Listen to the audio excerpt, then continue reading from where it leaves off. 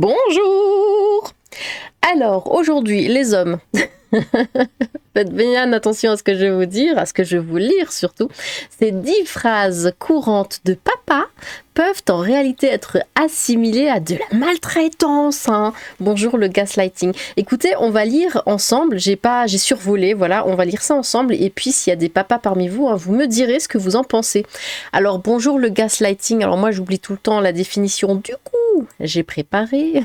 Le gaslighting, c'est une forme d'abus mental. C'est quand quelqu'un qui maltraite une autre personne va s'arranger pour que celle-ci remette en question son propre jugement et sa perception de la réalité. Bon. Alors, on y va.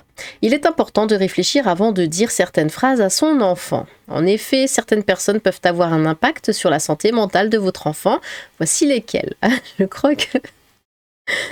Alors, j'avais lu juste ça, je crois, voilà, vite fait. Mais je pense que ce sont des personnes qui n'ont pas vécu dans les années 90, clairement. Donc, 1. Tu vas bien, arrête de pleurer. 2. Tu ne peux pas avoir encore faim, il reste de la nourriture dans ton assiette. 3. Tu ne peux pas avoir froid, il fait chaud. 4. Tu me rends fou. 5. Ce n'est pas comme ça que ça s'est passé. 6. Tu devrais savoir ça à ton âge. 7. Arrête d'avoir peur, ce n'est rien. 8. Tu devrais être reconnaissant, il y a pire que toi. Tiens, ça on l'entend beaucoup sur Twitter. 9. Ça ne t'a même pas fait mal. 10. Tu inventes toujours des histoires. Bon, alors, on va les reprendre un par un, ça va être très drôle. Si certaines phrases semblent anodines aux oreilles des parents, elles peuvent en réalité avoir un impact dévastateur sur les enfants. Bah oui, vous savez, c'est un petit peu l'enfant roi à qui on peut rien dire, qu'on n'a plus le droit de frapper, tout ça, enfin c'est de la grosse daube.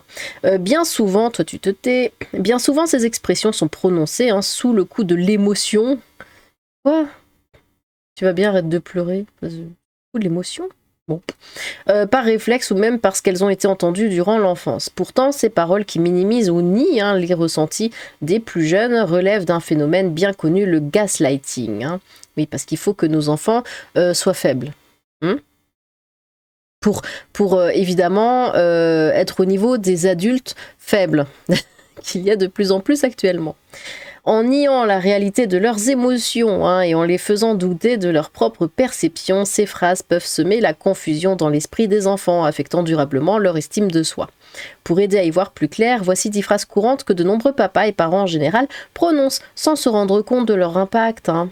1. Tu vas bien, arrête de pleurer. Bon.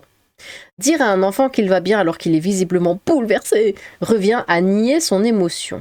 Or, pleurer est un moyen naturel d'exprimer une douleur physique ou émotionnelle. Lui dire d'arrêter ne fait que renforcer le sentiment qu'il n'a pas le droit de ressentir ce qu'il ressent. Plutôt que de minimiser, mieux vaut valider. Je vois que tu es triste, je suis là pour toi. Il y a des gens qui n'ont jamais eu de gamin.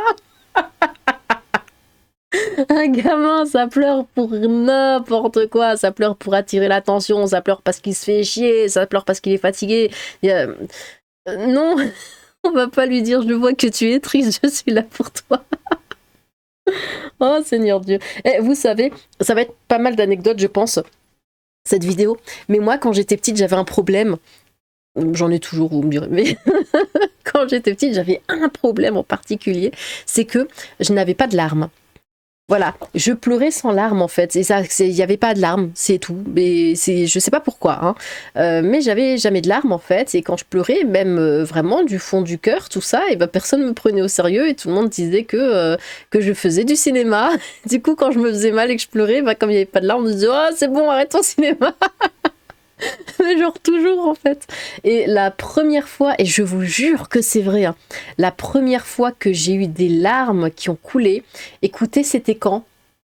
C'était en 2013, 2014. 2014 ?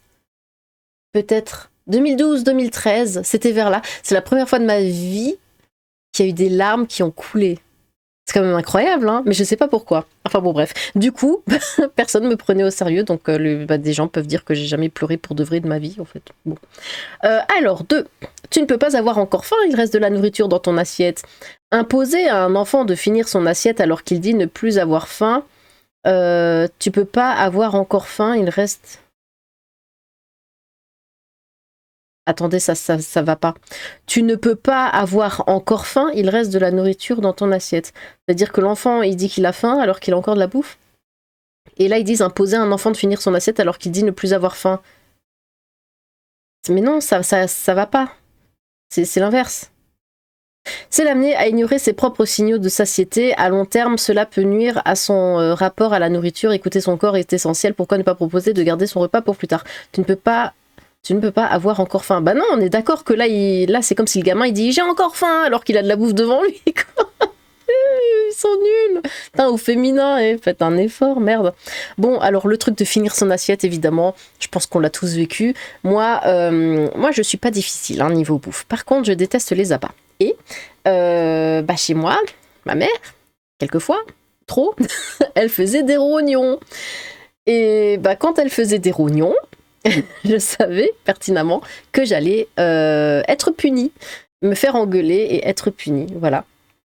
Parce que je finissais pas, évidemment, je ne mangeais pas, il n'y avait pas un seul rognon qui pouvait entrer dans ma bouche, c'était hors de question, je mangeais le riz, mais je mangeais pas les rognons eux-mêmes. Et du coup, je devais rester comme ça 2 heures devant mon assiette. Alors c'était tout froid, hein. On mangeait à midi, à 14h, j'étais toujours à table à regarder mon assiette, à trifouiller comme ça avec la fourchette, mais sans manger. Et genre, mais c'était vraiment terrible, hein, parce que j'étais dans ma chambre, voilà, moi j'étais un enfant calme et tout. Et j'étais dans ma chambre et je sentais l'odeur dégueulasse du rognon. Et là, je me disais, bon voilà, je vais être punie. Alors que j'avais rien fait, c'est pas ma faute. Mais ouais, ça, j'ai toujours détesté ce truc de ouais, tu sors pas de table tant que t'as pas fini. Mais c'est dégueulasse, tu le sais très bien que je mange pas d'abats. Et encore maintenant, hein, je veux dire, je déteste les abats, là, Dancing Queen, machin, enfin n'importe quoi. Bon, je déteste ça. Et du coup, ça ne passe pas. Ça, je suis pas d'accord. Dites-moi, hein, je suis sûre que vous l'avez vécu ça aussi, hein, quand vous étiez gosse, de devoir finir là, un truc dégueulasse. Bon, ça, j'aime pas. Alors, 3, tu ne peux pas avoir froid, il fait chaud. Ça, j'ai jamais entendu. Chacun a une perception différente du chaud et du froid. Imposer son propre ressenti à un enfant revient à nier le sien. S'il dit avoir froid, au lieu de répondre c'est impossible. Mais qui dirait ça? Personne dirait ça. On peut simplement lui proposer une veste. Mais... Ok. Tu me rends fou. Faire peser sur un enfant la responsabilité des émotions d'un adulte est une charge bien trop lourde. Oh, bah oui, hein. Un enfant ne devrait pas avoir à gérer la frustration de son parent. Mieux vaut reformuler, je suis un peu dépassée, j'ai besoin d'un moment pour me calmer. Prenez des notes, hein. Alors 5, ce n'est pas comme ça que ça s'est passé. Démentir la version des faits d'un enfant peut être une forme de manipulation inconsciente. Oui, mais si l'enfant raconte de la merde, tu vas pas lui dire « Oh bah oui, t'as raison, hein !» Bah non, qui l'amène à douter de sa propre mémoire. S'il a mal raconté, c'est normal. Si la perception diffère, mieux vaut ouvrir le dialogue. Oui, tu ouvres le dialogue en disant « Ce n'est pas comme ça que ça s'est passé, tu es con !» Enfin, au bout d'un moment, merde. Hein. 6, tu devrais savoir ça à ton âge. Ah, ça c'est réducteur, ça rabaisse, ça j'aime pas. Chaque enfant évolue à son propre rythme, hein, bien sûr. Lui reprocher de ne pas savoir quelque chose qu'il est encore en train d'apprendre peut générer de la honte et du stress. Au lieu de blâmer, mieux vaut expliquer et accompagner. Ouais, moi quand il y avait un truc que je savais pas, on me regardait en mode tu sais pas ça. C'était horrible. 7. Arrête d'avoir peur, ce n'est rien. C'est très bien de... La peur est une émotion légitime et chacun a ses propres sensibilités. Oui, alors Lilith arachnophobe, je vous raconte pas comment on s'est foutu de ma gueule l'entièreté de ma vie à cause de ça. Oh, c'est qu'une araignée. Tu sais qu'elle a plus peur que toi, hein. Oh, les petites bêtes mangent pas les grosses. Je les ai entendues mais des centaines de fois. Plutôt que d'invalider l'angoisse d'un enfant, on peut chercher à le rassurer en l'écoutant et en lui expliquant la situation, hein.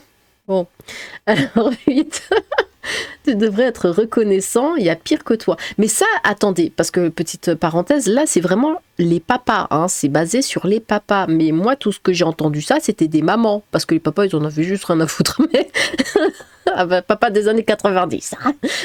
Mais ouais, non, moi c'était les mamans. Tu devrais être reconnaissant, il y a pire que toi.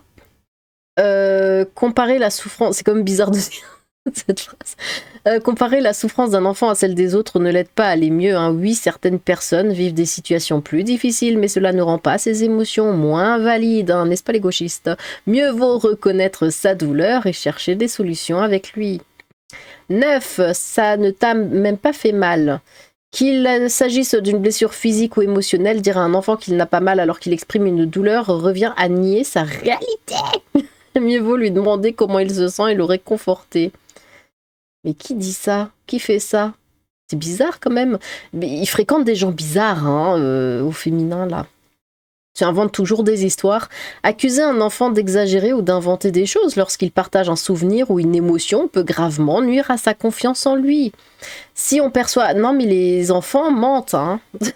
Les enfants mentent beaucoup, même. Et oui, ça invente beaucoup d'histoires.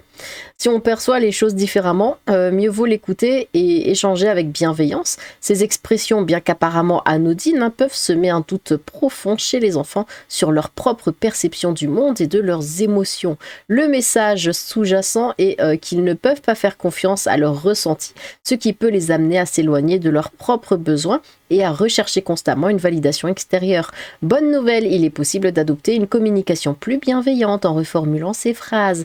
Après tout, chaque enfant mérite d'être entendu, compris, respecté dans ce qu'il ressent. C'est une façon de parler aux enfants ou une façon de parler aux gauchistes? Parce que j'ai pas saisi vraiment, il n'y a pas trop de différence. Bon, bah voilà, écoutez, on est à la fin. C'était assez rapide. Donc voilà, je réitère, les papas, s'il y a. Mais oui, il y en a, je sais que vous êtes là. Dites-moi ce que vous en pensez. Est-ce que vous avez déjà dit ça à votre enfant? Mais si c'est pas vous, est-ce que c'est la maman qui l'a dit? Et quant aux autres, est-ce qu'on vous l'a dit? Mais je suis sûre que oui, il y a au moins la moitié qu'on vous a déjà dit. Mais il y a des choses, enfin c'est quand même bizarre, hein, de dire tu ne peux pas avoir froid, il fait chaud, enfin c'est quand même bizarre, enfin qui dirait ça? Tu dis pas ça? Bon bref, donc, vraiment celui-là il me surprend assez. Mais bon bref.